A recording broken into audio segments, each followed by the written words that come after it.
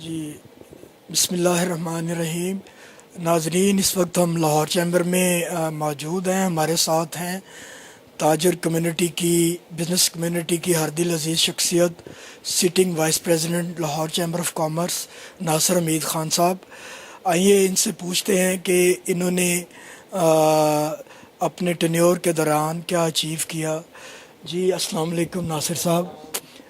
آپ کو میں نظام ٹی وی میں خوش آمدید کہتا ہوں. آپ کائنڈلی یہ ہمیں ہمارے ناظرین کو بتائیے کہ آپ کا tenure, you are the sitting vice president, اور آپ کا ٹینیور تقریباً پورے 11 ماہ ہو گئے ہیں.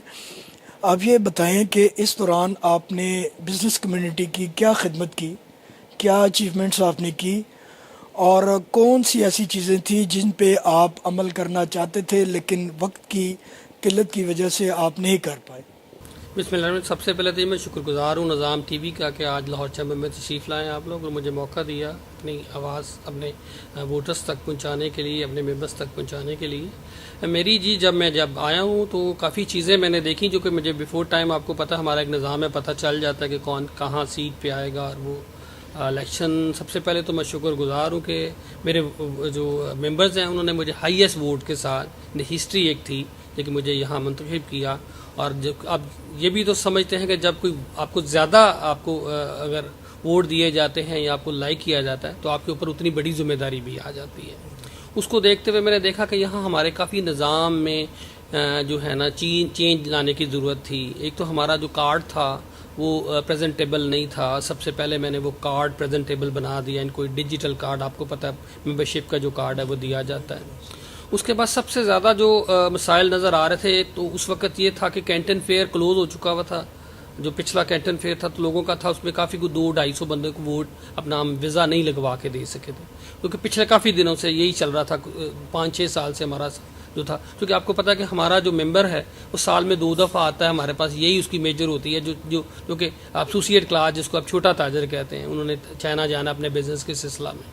تو اس کے لیے میری کاوش ہوئی، تھوڑی سی میں نے کوشش کی، اس پہ ہم نے ورکنگ کی، اور پھر ہم نے 100% 687 ہم نے ویزاز جو ہیں وہ لے کے دیے. یہ اپنا چیمبر کی ہسٹری میں پہلی دفعہ ہوا کہ سارا جتنا ہمارے پاس جتنا بھی مطلب اپلائی ہوا تھا ویزا، وہ سارا ہم نے لیا. اس کے بعد آپ نے دیکھا کہ کافی مسائل یہ تھے کہ تاجروں کو FBR سے کافی شکایات تھیں. تو یہاں ایک یہ بھی دبا تھا چیمبر پہ کہ یہ ایک سیاسی جو ہوتی ہے پارٹی اس کا ہے. تو میرا کسی سیاسی پارٹی سے تعلق نہیں ہے. جب تک میں چیمبر میں ہوں میری جو پارٹی ہے وہ میرا جو تاجر ہے وہ ہے صرف. تو اس کے لیے میں نے آپ کے سامنے میں نے روڈ پر بھی گیا، جو کہ ان کے چھاپے اور نجائز جو ان کے تنگ کرنا تھا لوگوں کو، وہ سب سے بڑا ٹارگٹ تھا میرے لیے. اور الحمدللہ میں نے وہ ٹارگٹ اچیو کیا اور اپنے تاجروں کو ان کے دونس، ان کے دبدبے FBR کے اور جو نجائز چھاپے تھے ان سے بچایا. جی، اور وہ کون سی ایسی باتیں ہیں جو آپ سمجھتے ہیں کہ مزید ٹائم ہوتا آپ تاجر کمیونٹی کے لیے کر سکتے تھے لیکن وقت نے آپ کو اجازت نہیں دی؟ دیکھیں جی، ایک لمیٹڈ ٹائم ہوتا ہے. کوشش تو کافی تھی میری کہ میں اپنی تمام اچیومنٹ جو میرے ذہن میں تھی میں پوری کر سکوں، اور الحمدللہ میں کانفیڈنٹ ہوں کہ میں نے جو کرنے کے لیے آیا تھا، جو کہ بیسک میرا ایم تھا تاجروں کی خدمت کرنا، اور سب سے زیادہ جو تھا میں صرف یہی چاہوں گا کہ جیسے میں نے کنٹینیوٹی رکھی جائے اس چیز کی کہ جو بھی آنے والا وزیٹر ہے اس کے لیے چیمبر کے دروازے کھلے ہوں، اس کے جو مسائل ہیں اس کو حل کیا جائے. اس کے لیے میں نے کمپلین سینٹر بھی آپ کو پتہ بنایا. یہاں ہمارا ایک وہ بھی چل رہا ہے ایک نظام پورا، جو بھی کسی کی کمپلین ہے اس کو فوری حل کیا جاتا ہے. سیکنڈ، یہ سب سے بڑی جو بات ہے کہ جو ہم نے اب آٹومیشن اس میں ہم لے آئے ہیں. اب اس میں سافٹ ویئر بن گئے ہیں ہر چیز کے لیے. تو میرے دور میں آپ دیکھیں گے کہ آپ کے ویزا کے لیے بھی سافٹ ویئر ہے، ممبرشپ کے لیے بھی. آپ آن لائن اپنے لیے CO country of region certificate apply کر سکتے ہیں. آپ آن لائن ممبرشپ اپنی اپلائی کر سکتے ہیں. یہ جو اچیومنٹ تھی اس کے لیے کوشش کی اور میرا یہی تھا. اب آپ دیکھیں گے کام کو سٹارٹ کیا جاتا ہے تو اس کو کچھ ٹائم درکار ہوتا ہے. تو جو ہماری آن لائن ممبرشپ کا نظام ہے وہ بھی تھوڑا سا بھی اس کو ابھی 2 سے 2.5 مہینے اور لگیں گے. انشاءاللہ وہ بھی آپ کو نظر آئے گا کہ وہ بھی کمپلیٹ ہو جائے گا. جی بالکل، وائس پریزیڈنٹ کا ایک بڑا کلیدی رول ہوتا ہے، ڈائریکٹ انٹریکشن ہوتا ہے ممبرس کے ساتھ، اور دیکھا جاتا ہے کہ وہ باقی عہدیداروں کی نسبت زیادہ مصروف ہوتا ہے. ہم نے ایک بات دیکھی کہ چیمبر نے ایک میڈیشن سیل بنایا ہوا ہے اور کہ ہم بزنس کمیونٹی کے مسائل کو یہیں پہ حل کریں، لیکن آج کل ایک مسئلہ بڑا کہ دیکھنے میں بڑا افسوس ہوتا ہے کہ ایک مسئلہ ہمارا کہ وہ کورٹس میں چلا گیا ہے۔ یہ کیا وجہ ہے کہ ہمارا میڈیشن سیل اسے کیوں نہیں انٹرسیپٹ کر سکا ایسے مسائل کو؟ میرا مطلب آپ سمجھ رہے ہوں گے میں جس مسئلے کو بتا رہا ہوں کہ سابقہ وائس پریزیڈنٹ اور ایک سینئر جو فارمر سینئر ایکس پریزیڈنٹ، ان کا مسئلہ یہ کیا وجوہات ہے کہ یہ ہمارے جو کہ ایک جینٹل مین کمیونٹی ہے، بزنس کمیونٹی، وہ اس لیول پہ میڈیا اور کورس میں وہ معاملہ گیا؟ اس پہ تھوڑا سا مختصر سا آپ روشنی ڈالیے گا۔ جی، ایک تو آپ کو میڈیشن سینٹر کی آپ کو اے ڈی آر جو ہمارا ہے سسٹم، اس کو آپ کو یہ بھی میرے دور کی اچیومنٹ ہے کہ لاہور ہائی کورٹ کے چیف جسٹس یہاں تشریف لائے اور انہوں نے اسے ریکگنائز کیا اور ہمارے 6 ممبرز انہوں نے ٹریننگ دی اور ان کو باقاعدہ اب آپ کو سن کے یہ خوشی ہوگی کہ جو چھوٹے ڈسپیوٹ ہیں، جو تاجر برادری کے ڈسپیوٹ ہیں، جو کورٹ میں جاتے ہیں، کورٹ ہمیں ریفر کرتی ہے، کورٹ کی طرف سے بھی کیسز ہماری طرف آنے شروع ہو گئے ہیں۔ اب جس کیس کا آپ ذکر کر رہے ہیں اس کے لیے سب سے بڑی وجہ یہ ہوتی ہے کہ ہمارے پاس آتا ہے کوئی، ہمیں اپلیکیٹ کرتا ہے کہ جی ہمیں یہ پرابلم ہے، اس کے لیے ہمیں ہم ہیلپ کرنے کے لیے تیار ہوتے ہیں۔ لیکن اگر کوئی بھی ہمارے پاس نہیں آئے گا، ہم خود چوز نہیں کر سکتے کہ یہ کیس ہم سالو کر دیں گے۔ میڈیشن سینٹر اویلیبل ہے، میڈیشن سینٹر کا سٹاف ٹرینڈ ہے۔ اگر کوئی پرابلم آپ سمجھتے ہیں کہ ہم ان کی خدمت کر سکتے ہیں، اس کے لیے وہ آئیں، اپلائی کریں اور اس کو پرابلم کو سالو کر دیا جائے گا۔ تو یہ چیزیں جو ہیں آپ کو پتہ ہوگا کہ کچھ چیزیں ایسی ہوتی ہیں کہ جو کہ کچھ حل کرنے کی طرف چاہتے ہی نہیں، لوگوں کا مقصد یہ ہوتا ہے کہ اس کو صرف ڈسپیوٹ میں رکھا جائے اور لانگر کیا جائے، کبھی 1 کر دیا جائے، کبھی 2 کر دیا جائے۔ اس کے لیے وہ تبھی ان کو پتہ ہے کہ وہ میڈیشن سینٹر آئیں گے تو یہ پرابلم اتنا 5 منٹ سالو کر لی جائے گی، اس سے زیادہ ٹائم مجھے نہیں لگتا کہ لگے گا، لیکن وہ حل کرنا چاہیں تو۔ جی بالکل درست فرمایا۔ اب آپ دیکھیں کہ پاکستان ماشاءاللہ ایک ایٹمی قوت ہے، یہ اللہ کا احسان ہے، ہم نے اپنے ڈیفنس کو ناقابل تسخیر بنا لیا ہے، لیکن آج کل کا دور ہے اکانومی کا دور، معیشت کا دور ہے۔ افسوس کی بات ہے کہ آج پاکستان کو بنے 70 سال سے زیادہ عرصہ ہو گیا ہے، لیکن ہماری اکانومی ہر آنے والے دن یہ گوئنگ فرام بیڈ ٹو ورس۔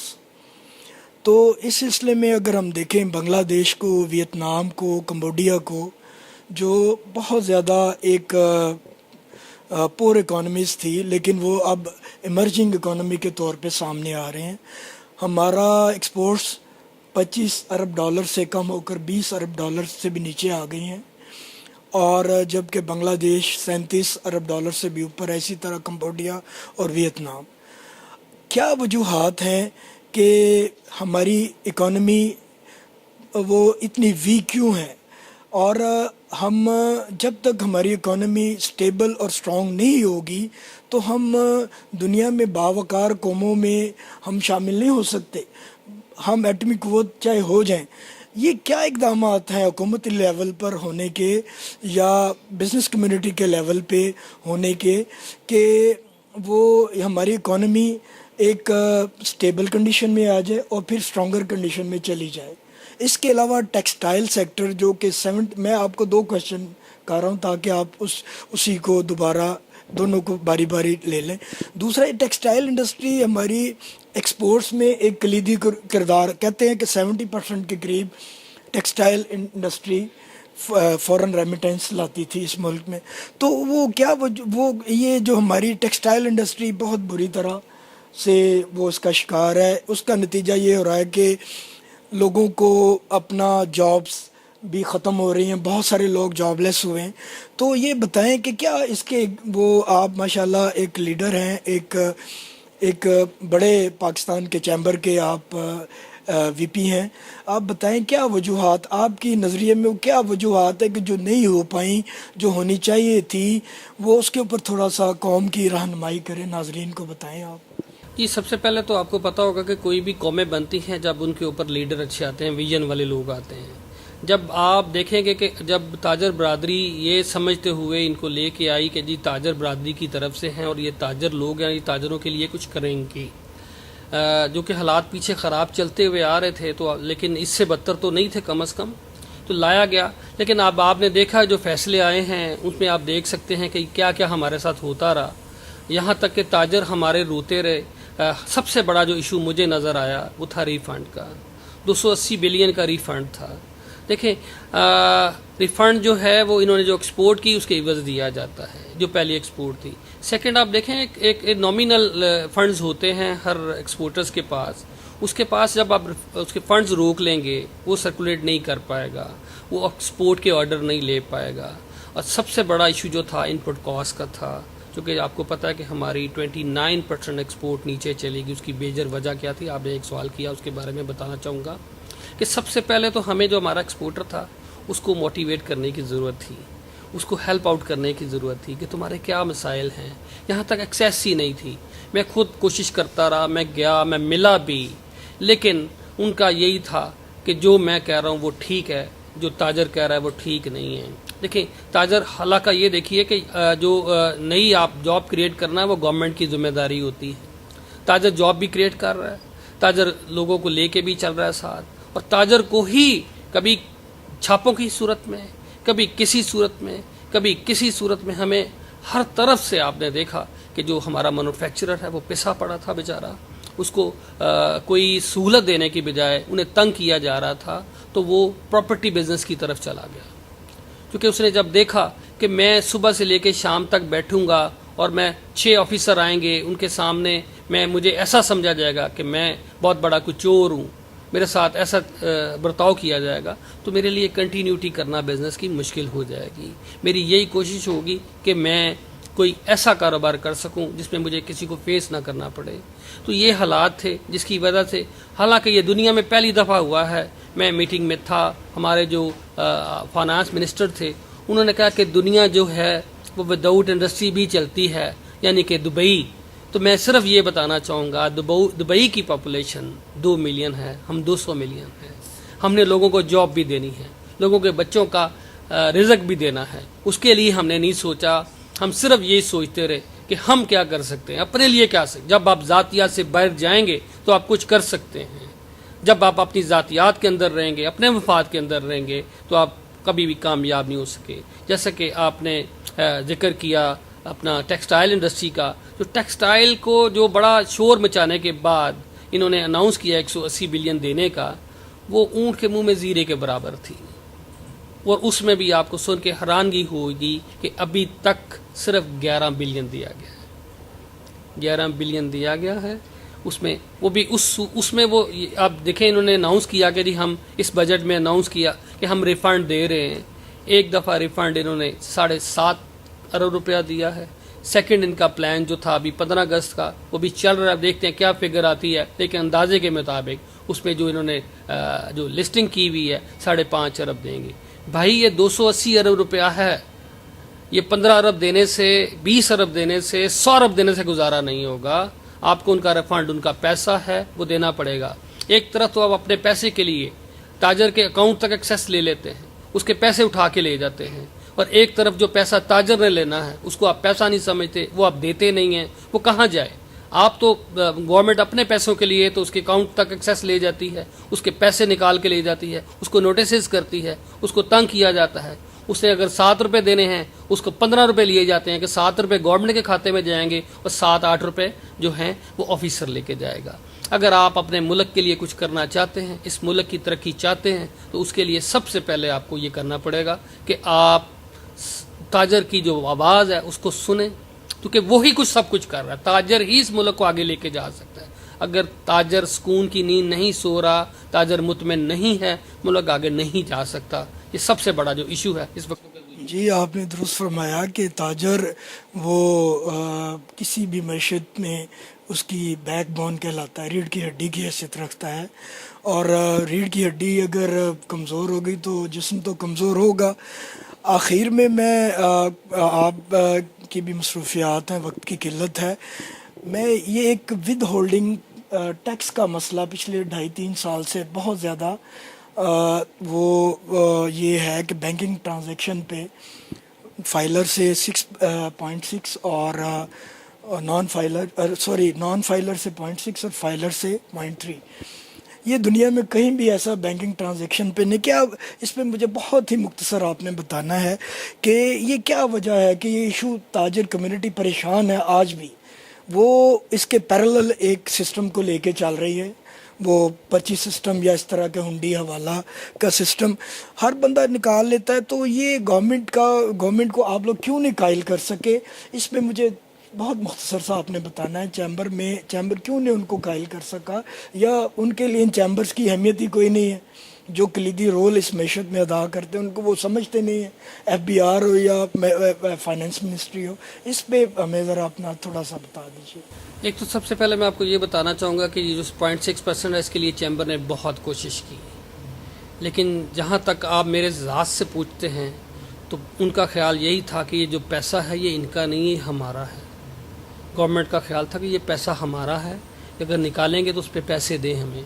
वो इस तरह हमारा है, वो चाहते थे कि ये बैंकों में पैसा पड़ा रहे, वो अपनी मर्जी के अपने रिश्तेदारों को कर्जे वहाँ से दे सकें, बैंक से पैसा कोई ना निकाल सके, और उस पर आपको डराया गया आप लेंगे आपको पैसा दे। दुनिया का कौन सा निज़ाम है कि आप अपनी पॉकेट से पैसा निकाल रहे हैं? बैंक इज़ पॉकेट, आपका अकाउंट इज़ योर पॉकेट। अगर आप बैंक से पैसा ले रहे हैं और आपको उस पर पैसा देना पड़ रहा है। देखिए हमारा यहाँ, मैं ये कहना चाहता हूँ, हम वैसे तो कहते हैं सूदी निज़ाम, जब तक हम ये सूदी निज़ाम नहीं छोड़ेंगे हम आगे नहीं। ये भी एक सूद की एक ज़िम्मेदारी है।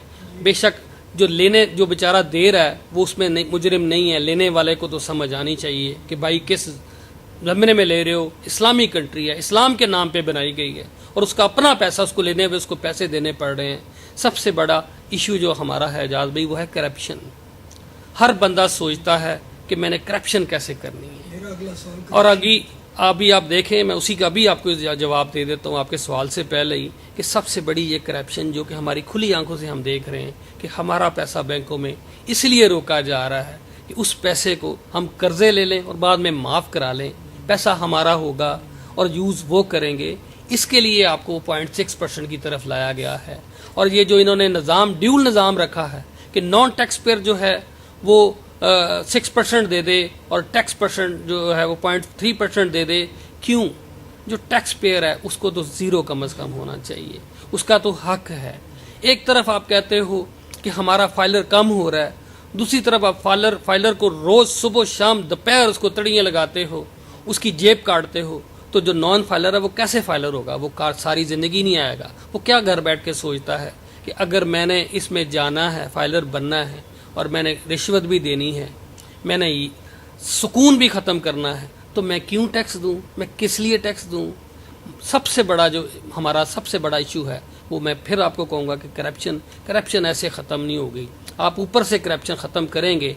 ये जो हमारे असम्बलियों में बैठे हुए हैं, हमारे कानून बनाने वाले हैं, जब तक उनकी ज़हनियत नहीं बदलेगी, यहाँ ताजर की किस्मत नहीं बदल सकती, इस मुल्क की किस्मत नहीं बदल सकती। तभी फिर ये होगा कि जैसे अब मैं क्या कहूँ उसको, प्रेसिडेंट ऑफ US से, कि वो फिर ऐसे लोग तड़ियाँ लगाएंगे हमें खुद अपनी वक़्त का नहीं पता होगा। जब तक हमें इज्जत नहीं दी जाएगी पाकिस्तान के अंदर, तो बाहर वाले भी हमें बेइज्जत करेंगे और करते रहेंगे। जब तक आप अंदर अपने ताजर को इज्जत नहीं देते, आप कभी ना सोचें कि बाहर के लोग आपको इज्जत देंगे। बाहर सारे आपके दुश्मन हैं, कोई आपको बर्दाश्त नहीं कर पा रहा, क्योंकि आपकी इकॉनमी अच्छी हो सकती है उसको तरीके से। हमारे अंदर जो ये मैं कहूँगा दुश्मन, हमारे मुल्क के दुश्मन हमारे अंदर जब तक से नहीं निकलेंगे, ये करप्शन ख़त्म नहीं होगी। ये जो दहशतगर्दी है, मैं तो इसको भी एक दहशतगर्दी का दर्जा देखूँगा। अगर आप मेरे पुराने बयानात देखें तो ये भी एक दहशतगर्दी का है, एक तरीक़ेकार है कि ताजरों को ख़त्म कर दिया जाए, किसी तरीके से उनका बिजनेस ख़त्म कर दिया जाए, उनको यहाँ से बागी कर दिया जाए। जब ताजर नहीं होगा, जब आवाम को जॉब नहीं मिलेंगी, वो ऑटोमेटिकली बेचारे भूखे मर जाएंगे। जब उनको कारोबार वाला जो उसको जॉब नहीं दे रहा, और आपको ये सुन के हैरानगी होगी कि अभी ये 4 साल में 5 मिलियन लोग जॉबलेस हुए हैं। मैं आपको एक कोट कर रहा हूँ, आप चेक कर लीजिएगा। 5 मिलियन पीपल, 50 लाख लोग जॉबलेस हुए हैं इनकी कारकर्दगी की वजह से, इनकी पॉलिसीज़ की वजह से। तो सबसे बड़ा इशू जो है हमें अपने अवाम के लिए करना है। आप यकीन मानिए, ये रोड, ये सारा कुछ, जब तक यहाँ हम एजुकेशन की तरफ, हम जॉब क्रिएट करने की तरफ, ہم ہیلتھ کی طرف نہیں سوچیں گے، ہم ایسے ہی سوچتے رہیں گے کہ اس ملک نے کیا کرنا ہے، میں کیا رول کر سکتا ہوں، آپ کیا رول کر سکتے ہیں. ہمارے رول اسی وقت کام آئیں گے جب یہ لوگ پالیسیز اچھی بنائیں گے اور ہم اس ملک کو آگے لے کے جائیں گے. یہ بہت شکریہ، آپ نے درست فرمایا کہ اس ملک کا سب سے بڑا مسئلہ ہی کرپشن ہے، اور کرپشن پہ قابو پا کے ہی ہم اس ملک کی تقدیر کو سنوار سکتے ہیں. ناظرین، یہ تھے ناصر حمید خان صاحب، اپنے خیالات کا اظہار کر رہے تھے. ان کے دل میں بھی قوم کا اور اپنے ملک کا درد ہے.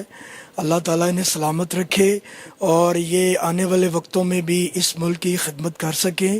ایسے نوجوانوں کی، ایسے مخلص قیادت کی ہمیں شدت سے ضرورت ہے، اور میں دعا گو ہوں کہ یہ یہاں سے اگلی کیپیسٹی میں جو کام کریں وہ اس سے زیادہ بھرپور کردار ادا کر سکیں، جس سے ہمارے ملک کی تقدیر، ہماری قوم کی تقدیر سنور سکے.